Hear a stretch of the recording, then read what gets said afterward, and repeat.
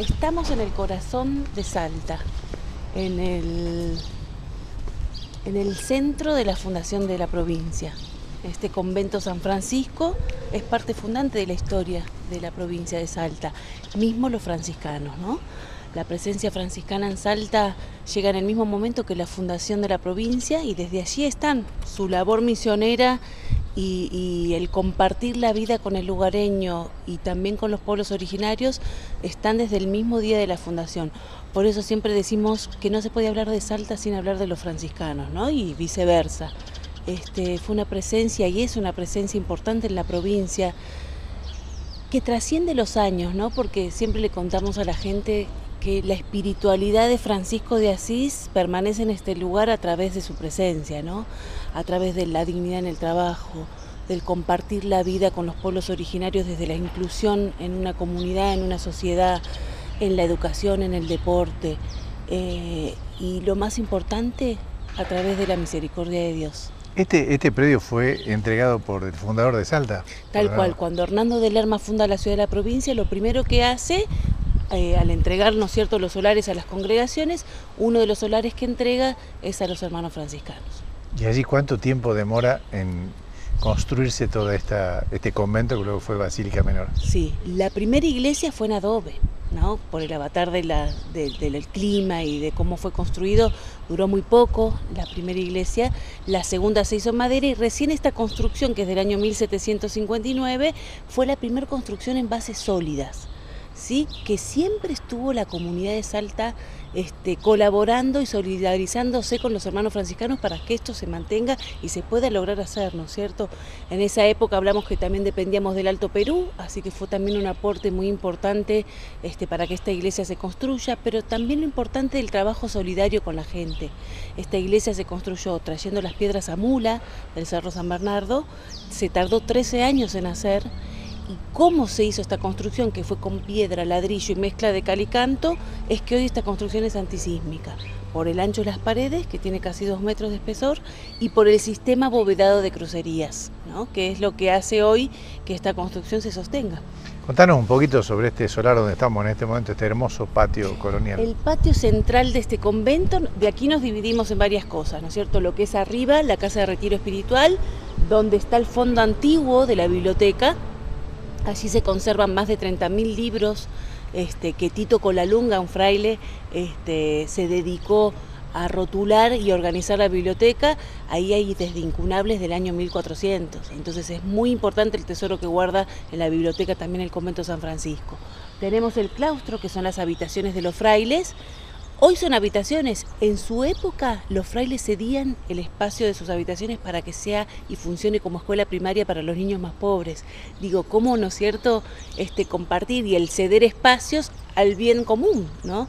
Y atrás del claustro funcionaba la huerta. Allí promovían el trabajo digno a través de la huerta, de los talleres de oficios como la carpintería, la herrería, la fundición de campanas. Todo funcionaba allí, no había mercado interno en Salta, entonces el lugar donde se establecían era el sustento en todo, ¿no es cierto? Había una hermosa huerta, sí, parras, ¿no?, con uvas muy ricas. Bueno, un viñedo, ¿no? Tenían un viñedo donde ellos también hacían el vino. Ya vamos a ver más arriba en la sala del Don del Trabajo, ahí tenemos algunas herramientas para mostrar y fotos. Contanos un poquito sobre este reloj de sol más antiguo de la ciudad, del año 1864.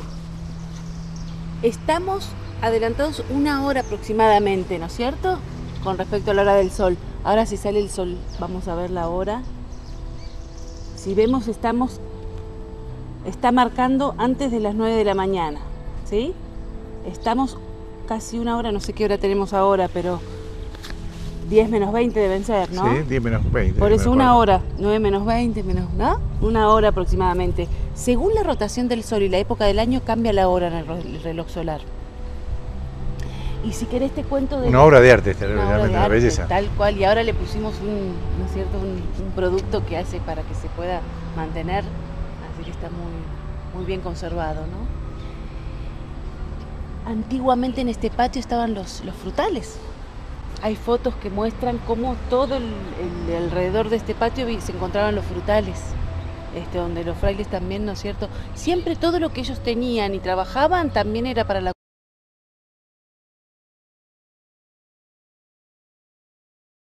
Y aquí nos encontramos viendo el campanil. El campanil fue construido en el año 1882. Hoy este campanil se considera el campanil más alto de Sudamérica. Porque Lo es. Lo es. Claro. Sí, sí, actualmente. Es su estilo bien italianizante. La arquitectura de esta iglesia es muy interesante porque se hizo primero en una época colonial. Juan Vicente Muñoz, el arquitecto español y franciscano, el que lleva a cabo esta iglesia, era español. Lo hizo con su estilo neoclásico colonial. Esta iglesia, por el avatar de la época, se quema íntegra a mediados del siglo XVIII y pasaron más de 40 años para que vuelva a resurgir esta iglesia. ¿Cuándo empieza a resurgir? Cuando llegan los italianos, los misioneros de Propaganda Fidei, entre ellos Luis Giorgi, que se dedicó a ponerle toda la impronta barroca italiana a esta iglesia, el que diseña el campanil y la fachada de la iglesia. Por eso lo interesante de esta arquitectura que es de una época colonial neoclásica en su estructura, ¿no es cierto?, en su arquitectura, pero toda su decoración es barroca italiana.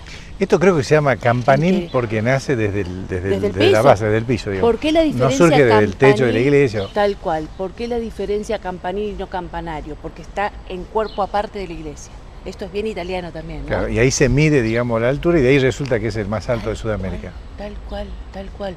Y lo interesante de este campanil también es que lleva guardada la campana de la patria. Estamos pisando suelo que pisó Manuel Belgrano. Vos mirá la importancia de este convento, ¿no es cierto? Natural. Manuel Belgrano, cuando lucha por la batalla de Salta, lo primero que hace es venir al Te Deum a San Francisco. Y como gesto de paz le dona a los franciscanos los cañones y municiones de la batalla de Salta. ¿Para qué? Para que sean fundidos en una campana, que se funde en este mismo convento, ¿no es cierto? Ahora la vamos a poder apreciar desde el otro ángulo de la visita. Muchas anécdotas hay con la campana de la patria, ¿no? Carlos Mamaní, el primer guía de este convento, de este museo, me contaba de que a las 12 del mediodía sonaba la campana todos los días. Para nosotros el gordo Mamaní. El gordo Mamaní. El sacristán, creo que tuvo más tiempo. Él fue mi profesor, él fue mi maestro, ¿sí? ¿No? Antes de que se vaya. Y él me contaba que la campana de la patria era muy importante para la comunidad, el sonar de las 12, ¿no? Hasta mismo para hacer el almuerzo, decía. Claro, sí.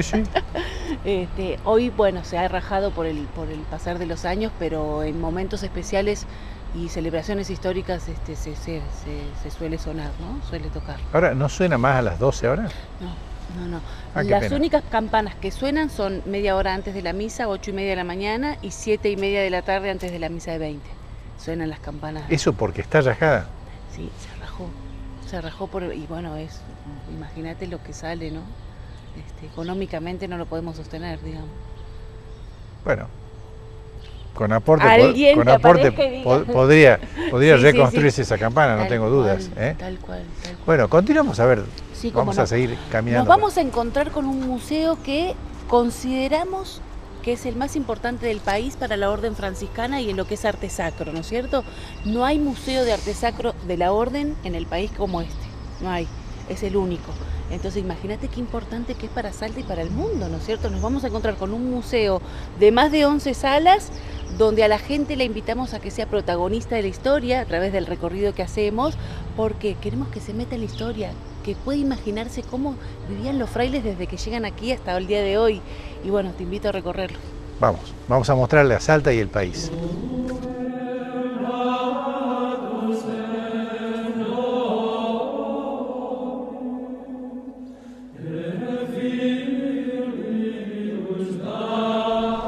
Nos vamos a encontrar con la primera sala, las notas del corazón. Una de las cosas interesantes de la presencia franciscana fue la visión que tuvieron los hermanos franciscanos al llegar a esta provincia. Y uno de ellos fue San Francisco Solano, Sergio. Vos mirá qué importante, en el siglo XVI, la profecía que trae San Francisco Solano fue el que iba a pasar lo que pasó en el Esteco. Increíble, ¿no es cierto? Y lo que iba a pasar con los pueblos originarios. Él le avisa a los hermanos en Tucumán: salgan del convento, la necesidad está en los pueblos, en el interior, tal cual. Y la visión que él tiene, llega a Salta y lo primero que hace se va al Chaco salteño. ¿Desde dónde se empieza a relacionar? Desde primero observar la realidad, la comunidad, y una respuesta creativa en él fue la música, a través de un rabel, que fue como un instrumento parecido al violín, es que se empezó a relacionar con los pueblos, ¿no? Y digo, qué lindo esto en nosotros, en nuestro norte, y nosotros también en cómo podemos relacionarnos, que se puede relacionar con otro diferente a uno, ¿no? Desde la música, desde el gesto, desde no solamente la palabra, ¿no es cierto? Y aquí nos encontramos en la sala de música, donde nos vamos a encontrar con instrumentos musicales que han usado los padres en distintas celebraciones, pero también fueron profesores de música de la escuela pública aquí en Salta, Mariano Cabezón y la Escuela Nacional. Muchos de los frailes fueron profesores aquí. Digo, qué interesante también la presencia, ¿no es cierto?, en una provincia donde el don del trabajo, la educación, a través del deporte, la inclusión. Sí, sí, no solo de música, de idioma, de literatura. Latín, griego, ¿no? Filosofía, teología. Esto fue centro de estudios religiosos también el convento. ¿Quién fue el primero que lo hace? Monseñor Tabela, que la base de este lugar, en la educación, de los estudios del Centro de Estudios Religiosos, le sirvió para fundar el colegio humanista que soy. El bachillerato, ¿no es cierto? Bueno, ¿tomas imágenes de acá? Sí, sí. Todo lo que veamos, mientras tomo imagen yo te cuento, todo lo que veamos pertenece al siglo XVIII y XIX, Sergio, y se encuentra en su estado original. Lo hemos encontrado en distintos lugares de este convento. Cuando los frailes ven tanta riqueza, esto dicen, ya lo custodiamos hasta el día de hoy. Hoy necesitamos devolverle a la comunidad todo lo que ha dado, ¿no es cierto? Entonces, desde ahí es la idea del museo.